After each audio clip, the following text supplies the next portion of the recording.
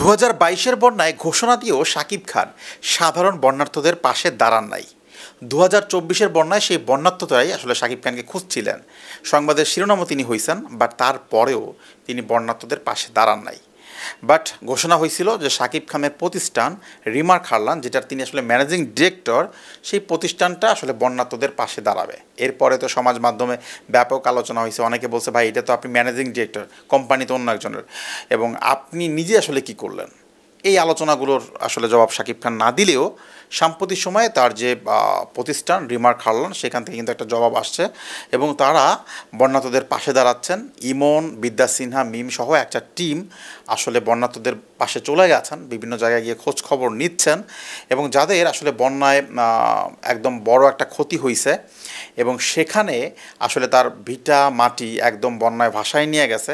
আসলে ভিটা তো আসলে নিতে পারে না, আসলে ঘর বাড়ি নিয়ে যায়। তো ওই ভিটায় একটা ঘর তৈরি করে দেওয়া যায় কিনা এবং সেই পরিবারগুলোর পাশে দাঁড়ানো যায় কিনা, এই যে একটা প্রোগ্রাম সেটা করছে। যেহেতু বন্যার পানি এখন নেমে গেছে, এখন মানুষের আসলে ত্রাণ লাগবে না, এখন মানুষের লাগবে হচ্ছে বাসস্থান, পুনর্বাসন।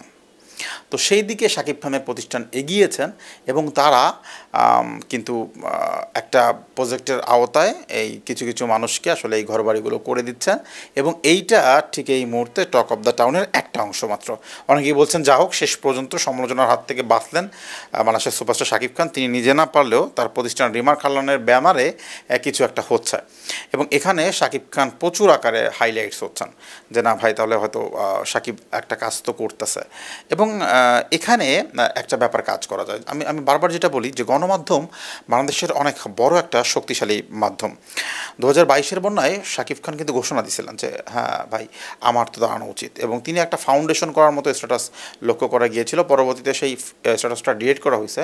স্ট্যাটাসে ছিল যে শাকিব খান ফাউন্ডেশন নামে একটা সংগঠন গড়ে উঠবে এবং সেই সংগঠন থেকে আসলে বন্যায় অসহায় যে পরিবারগুলো, তাদের পাশে দাঁড়ানো হবে এবং আপনারা চাইলে সেখানে ফান্ড দিতে পারেন। এর পরবর্তী সময়ে সেই কার্যক্রম আসলে মোটেও কিছু হয় নাই এবং এটা একটা প্রশ্নের অতীত রয়েছে। 2024-এর বন্যা এসে সেটা কিন্তু সামনে এসছে 2 বছর পরে।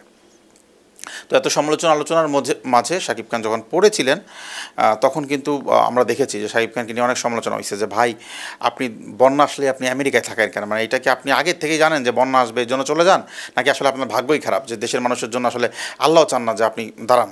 এরকম কিন্তু অনেক আমরা কমেন্ট দেখেছি যে আপনি আমেরিকায় চলে যান। বাট সেগুলোকে মিথ্যা প্রমাণ করে বাংলাদেশের এই সুপারস্টার তিনি কিন্তু তার প্রতিষ্ঠানের মাধ্যমে বন্যার্থদের পাশে দাঁড়াইলেন এবং আমার কাছে মনে হয়েছে যে এই জায়গাটা তার ইমেজটা আবার ফিরলো আর কি, কামব্যাক করলো তিনি।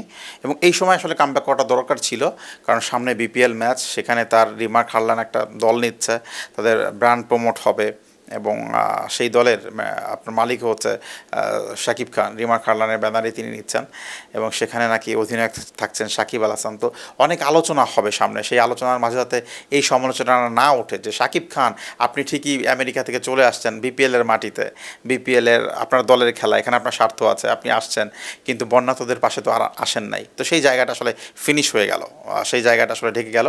এখন দেখার বিষয় হচ্ছে যে সেই সংখ্যাটা আসলে কতজন বন্যার্থদের মাঝে তিনি আসলে এই পুনর্বাসনটা করেন এবং ঘর দিয়ে দেন, সেই নিউজটার জন্য আমরা অপেক্ষা করছি।